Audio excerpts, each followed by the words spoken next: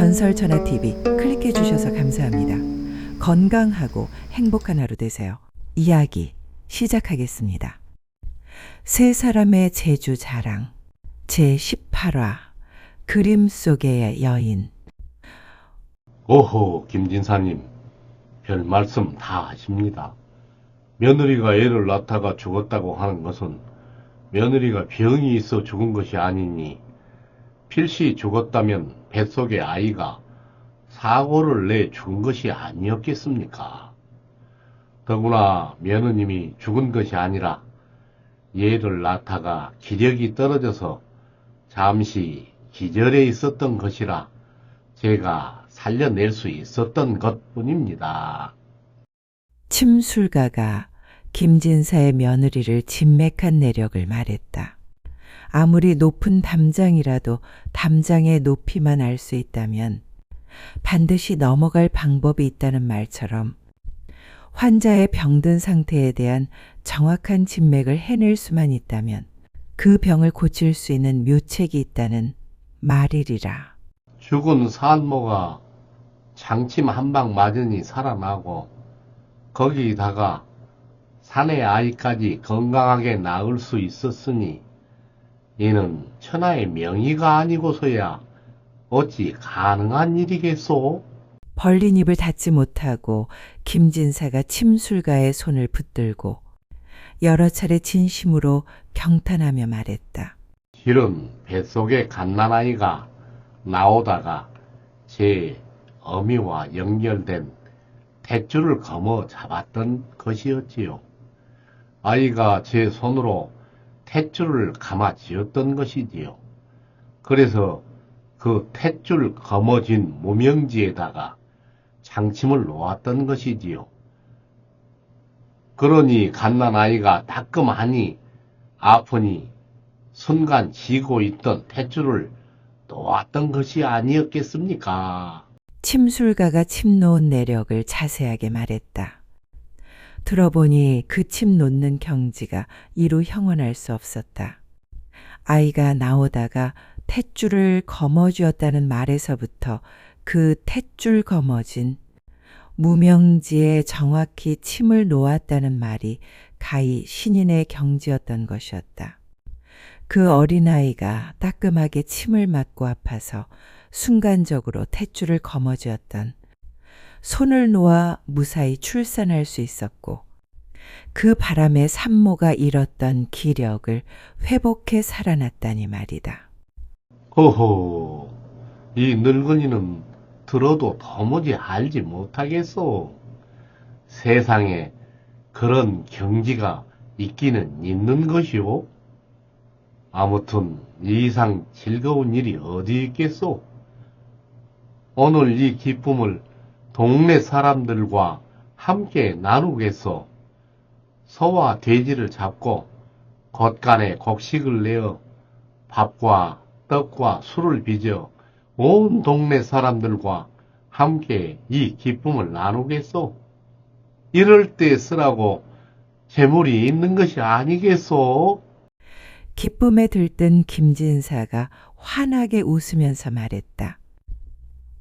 침술가와 직관과 관상쟁이는 침술가의 제주 덕분으로 김진사 댁에서 진수성찬을 대접받으며 서너 날 즐거운 축제 분위기에 젖어들었다. 평생이라도 행랑채에 머물라는 김진사의 권유를 뿌리치고 얼마간의 여비를 얻은 세 사람은 다시 세상 속으로 길을 떠나는 것이었다. 사람의 재주란 필요한 사람을 향해 수고롭게 찾아가는데 그 가치가 있고 또 의미가 있는 것이었다. 어느 좋은 곳에 그 재주를 걸어놓고 한가하게 붙박아 앉아 일신 호의호식하는 데나 쓰는데 그 용도가 있지 않다는 것을 세 사람은 익히 잘 알고 있었던 것이었다.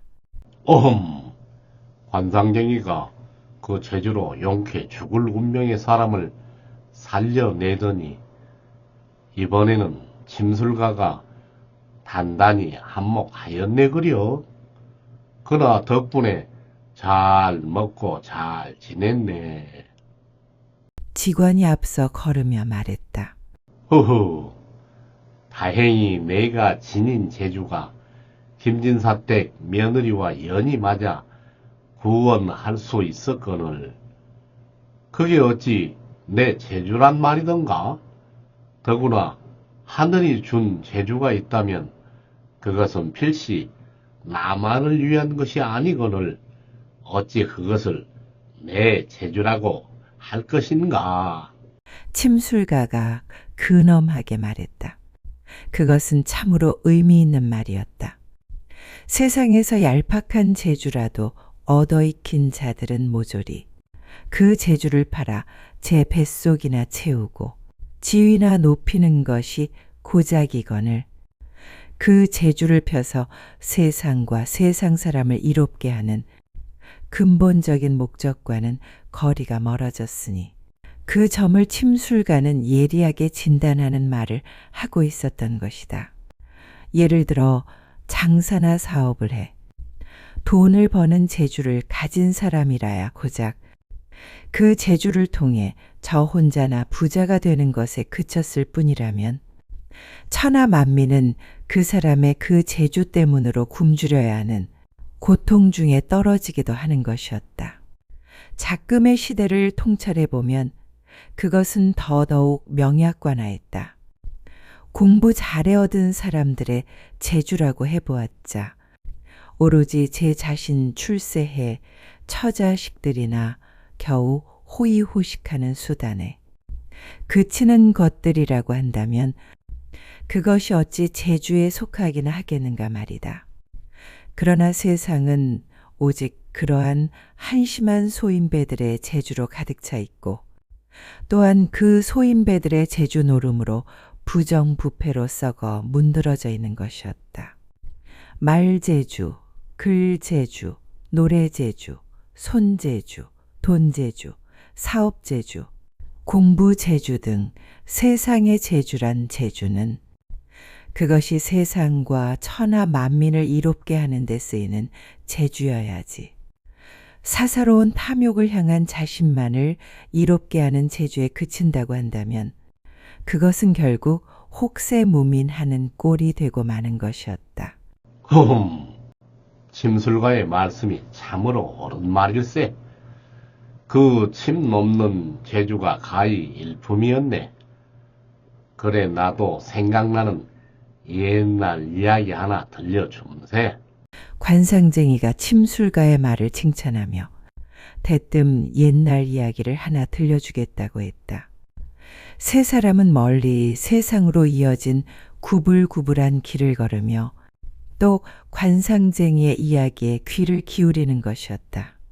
한양 땅의 지체 높은 이정승이 살고 있었다. 그런데 지금 이정승은 깊은 절망의 고통으로 하루하루를 겨우 살아가고 있었다. 그의 외동아들 이생이 몹쓸 병에 들어 언제 죽을지 모를 위급한 상황에 처해 있었기 때문이었다. 그 몹쓸 병으로 할 것 같으면 다름 아닌 상사병이었다. 서너 달 전이었다. 장 구경을 나간 아들 이생이 하인이 들고 온 아리따운 여인이 그려진 그림 한 장을 보게 되었다. 어느 늙은 가난한 농사꾼이 가지고 나온 그림이었는데 그 그림 속의 여인을 본 이생은 그만 첫눈에 반해 사랑의 마음을 갖게 되었던 것이다. 그림 속의 여인은 절세미인이었다. 마치 하늘에서 선녀가 내려온 듯 둥근 이마에 영롱하게 빛나는 눈동자, 분홍 복숭아 꽃빛 감도는 발그레한 뺨, 화사한 미소 머금은 얼굴에 오독한 이선, 콧날이 매력적인 달덩이 같은 하얀 피부의 아름다운 여인이었다.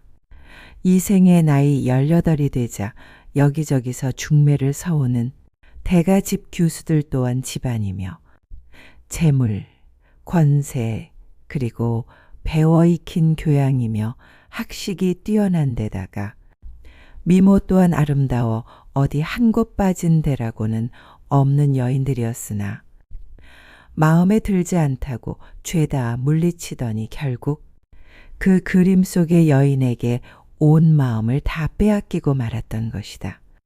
이생은 장에서 그림을 구해온 다음 날 하인을 불러 그림을 판 사람을 찾아가 그림 속의 여인이 어느 댁에 사는 규수인지 알아오라고 지시를 했다. 그러나 아무리 수소문을 해봐도 그 여인은커녕 그림을 판 사람조차 온데간데 없다는 것이었다. 이생은 그날부터 시름시름 앓기 시작했다. 전설천하 TV 이야기 재밌게 들으셨나요? 다음 이야기 계속해서 들으시려면 구독, 좋아요, 알림 설정 꼭 해주시기 바랍니다. 오늘 하루 건강하고 행복한 하루 되세요. 감사합니다.